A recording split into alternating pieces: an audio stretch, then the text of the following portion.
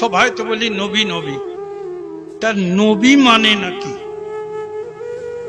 নবী মানে কি? একটা লোক বলছে লামো যাও, পীর কি জিনিস জি? পীর কি জিনিস জি? কোরআন শরীফে দেখাতে পারো তো? কোরআন শরীফে পীর শব্দ থাকবে? পীর শব্দটা হচ্ছে ফার্সি শব্দ। এখন যদি বলেন কোরআন শরীফে পানি শব্দ যদি বাইরে করে দিতে পারো তাহলে পানি মানবো, নাহলে পানি মানবো না।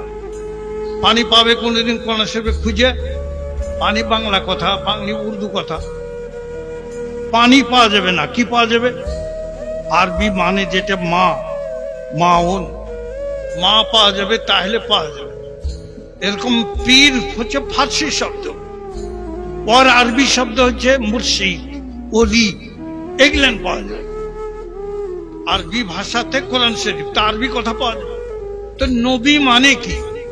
আমরা তো সবাই নবী নবী বলি, তো নবী মানে কি?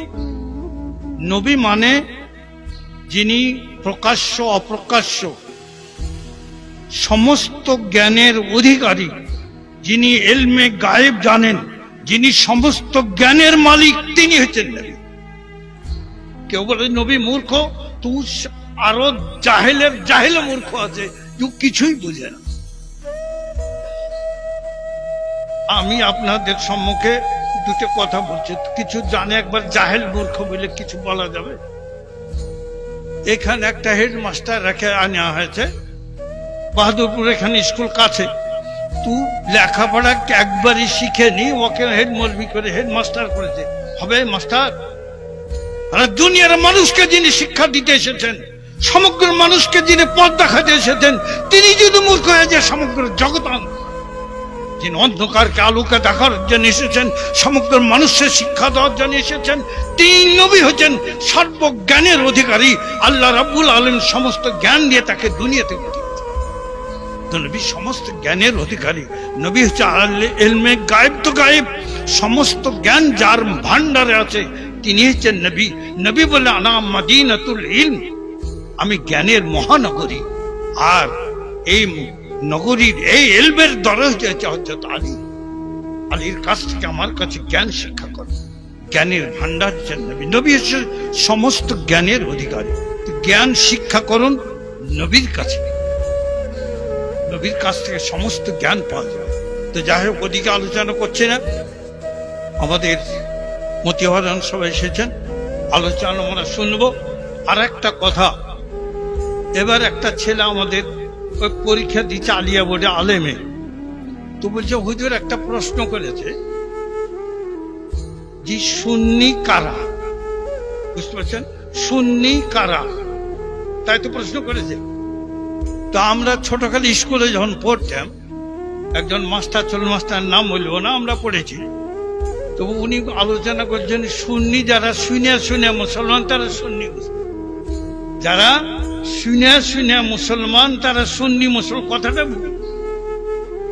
শুনে মুসলমান ও সুন্নি মুসলমান নয়। সুন্নি মুসলমান কারা? যারা নবীর সুন্নাত মোতাবেক চলেন তারাই সুন্নি মুসলমান, যারা নবী প্রেমিক তারাই সুন্নি মুসলমান, যারা নবী রাসূলকে মেনে চলেন তারা সুন্নি মুসলমান। যারা নবীকে মানে না, ওলি আউলিয়া গৌস কুতুবকে মানে না, নবীর ইজ্জত করে না, নবীর সম্মান করে না, নবীর মহব্বত করে না, ওরা সুন্নি জামাতের মুসলমান নয়, ওরা মুসলমানই নয়। মুসলমান হচ্ছে সুন্নি মুসলমান।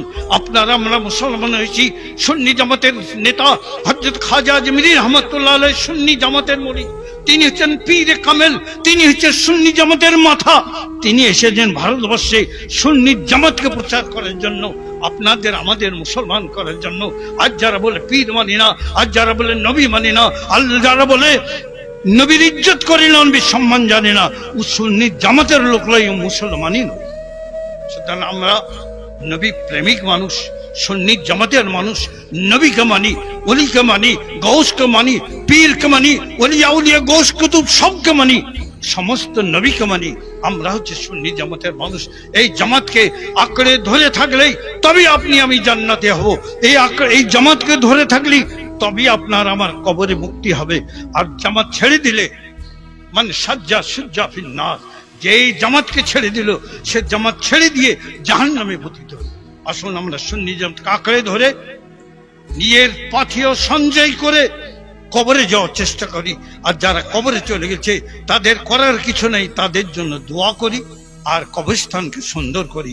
আসুন এবার আমাদের সম্মুখে উপস্থিত হয়েছেন হযরত মাওলানা মুফতি মতিউর রহমান সাহেব, তিনি আলোচনা করছেন। একবার সকলে নারা লাগান, নারায়ে তাকবীর।